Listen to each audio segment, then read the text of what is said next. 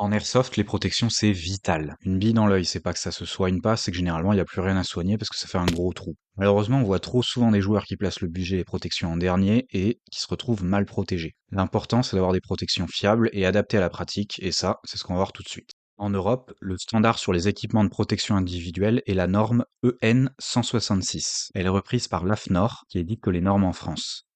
L'équipement doit résister sans dommage à l'impact d'une bille de 0,86 g. Elle se divise en 3 catégories.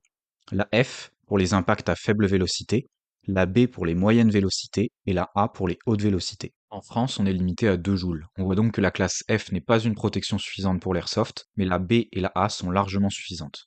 Une protection oculaire pour de l'airsoft doit donc au moins répondre à la norme EN 166B et on doit retrouver le marquage conformité européenne inscrit dessus. Les marquages sur une protection doivent apparaître clairement et doivent être inscrits de manière permanente. J'ai indiqué en blanc les inscriptions qui doivent obligatoirement apparaître pour de l'airsoft. Sur la monture, on doit retrouver EN 166, la résistance aux impacts et la conformité européenne. Sur l'oculaire, on doit retrouver la lettre B ou la lettre A, ainsi que la conformité européenne. La note globale est la note la plus faible entre celle de l'oculaire et celle de la monture. Maintenant, on va voir les quelques trucs à ne jamais utiliser en airsoft. D'abord, les protections aux normes STANAG. C'est la standardisation pour le matériel militaire de l'OTAN et ce n'est pas adapté à l'airsoft pour la protection des yeux. Faites aussi attention à certains shops d'airsoft qui vendent des protections marquées uniquement EN 166 mais sans la lettre A, B ou F.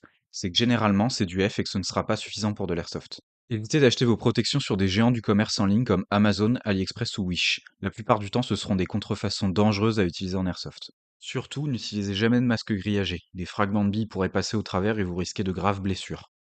Les vitres de protection, qu'on appelle aussi écrans, sont faites en polycarbonate, un plastique transparent qui a l'avantage d'être très résistant au choc. Par contre, il sera très sensible aux petites rayures, c'est pourquoi il vaut mieux transporter ces protections dans un étui et les nettoyer avec un chiffon microfibre. Quand vous nettoyez votre protection, n'utilisez jamais d'acétone. Ce produit attaque le polycarbonate qui devient très fragile et cassant. Même les vapeurs d'acétone peuvent endommager votre masque. Une protection qui sera exposée à de l'acétone est généralement bonne pour de la poubelle. Et il faut d'ailleurs éviter les produits chimiques en général quand vous nettoyez vos protections. Parmi les différentes protections oculaires, on retrouve tout d'abord les lunettes. Côté avantage, elles ne réduisent pas le champ visuel et ne gênent pas l'utilisateur lors de la visée épaulée. Le phénomène de buée est aussi relativement réduit. Par contre, elles sont incompatibles avec des verres correcteurs, ce qui pose problème si vous portez des lunettes de vue. La protection des lunettes est réduite, la surface protégée est faible et la bille peut passer entre le visage et les lunettes si elle arrive par des angles inhabituels. Avec des lunettes, il faut impérativement ajouter un cordon de maintien qui tient fermement les lunettes sur le visage. La meilleure paire de lunettes ne vous servira à rien si elle tombe par terre. On a ensuite les masques. Côté avantage, certains modèles permettent de porter des verres correcteurs en dessous. Le champ visuel est un peu plus restreint mais reste très correct et le masque gêne peu l'utilisateur. Il est hermétique aux billes et donc beaucoup plus sûr qu'une paire de lunettes. Le gros problème des masques, c'est la buée quasi systématique. On verra plus tard comment réduire ce problème. Pour les lunettes et les masques, je vous conseille la gamme Bollé Safety qui sont utilisés en industrie et dont la solidité n'est plus approuvée. On va parler des masques de paintball qui sont utilisés par certains joueurs CQB et par les pratiquants du speedsoft et qui sont très communs en airsoft aux États-Unis. Ces masques sont à la norme ASTM F1776-12, la norme américaine pour les protections de paintball et sont certifiés à la conformité européenne. Pour la plupart, ils ne sont pas explicitement EN 166. Cependant, la norme qui leur est associée exige de résister à des impacts de l'ordre de 10 à 15 joules. C'est largement plus que l'énergie d'une bille d'airsoft. Restez tout de même prudent quand vous utilisez ces masques. Je mets en description un stress test fait sur des vitres de paintball ainsi qu'un lien vers des certificats de conformité européenne des masques de paintball, si vous souhaitez vérifier que votre masque est conforme. Niveau avantage, un masque de paintball protège intégralement le visage et les oreilles. L'écran thermal résiste très bien à la buée. L'espace sous le masque permet de garder ses lunettes de vue et les écrans sont facilement remplaçables.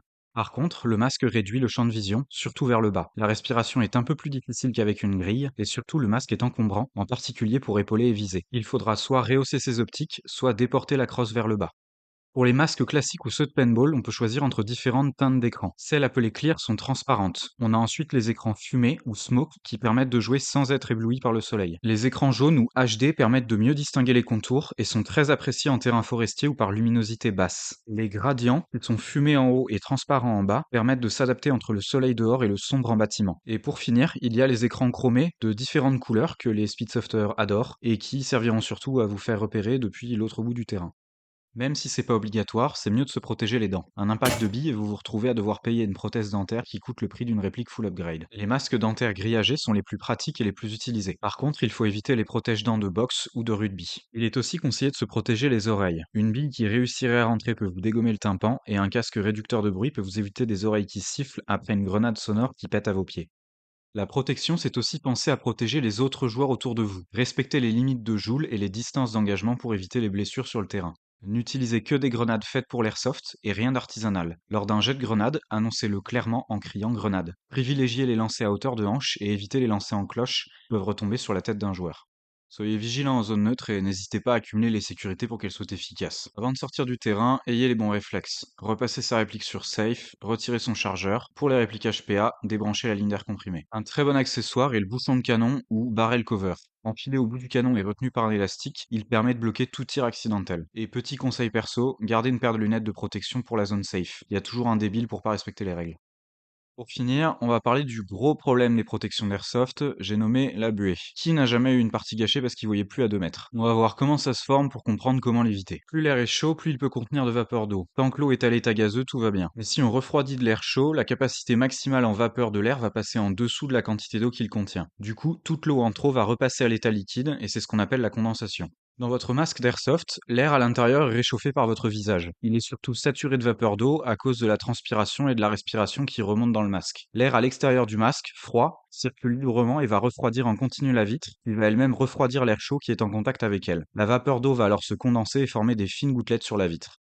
Il existe plusieurs moyens de retarder la buée, mais rarement de l'empêcher totalement. La solution la plus simple est d'appliquer un peu de liquide vaisselle sur la vitre à l'intérieur du masque. Le savon va retarder la formation des gouttelettes. Un peu plus efficace, on a les sprays anti-buée. Ils fonctionnent de la même manière, mais sont plus performants. Ventiler son masque est aussi une option efficace, mais oblige à rajouter un système externe contenant le ventilateur et la batterie, sur le masque ou sur le casque. Un masque bien aéré est aussi une solution, le but étant d'avoir des aérations sur les côtés et au-dessus pour évacuer l'air chaud. Des revêtements spéciaux permettent d'empêcher ou au moins de retarder la formation des gouttelettes sur la vitre. De ce que j'ai pu tester, la solution la plus efficace c'est l'écran thermal. Il fonctionne sur le même principe que le double vitrage. L'écran est composé de 2 vitres isolées par une couche d'air. Elle évite de mettre en contact une vitre froide avec l'air chaud et humide à l'intérieur du masque. Merci d'avoir regardé ce deuxième épisode, surtout protégez-vous et n'hésitez pas à liker, commenter et vous abonner si cette vidéo vous a plu. Vous pouvez rejoindre le Discord de 595, c'est une très bonne communauté pour les conseils en airsoft et il m'aide énormément pour le contenu de ces vidéos. Le lien est dans la description. Quantum Cat, fin de la transmission.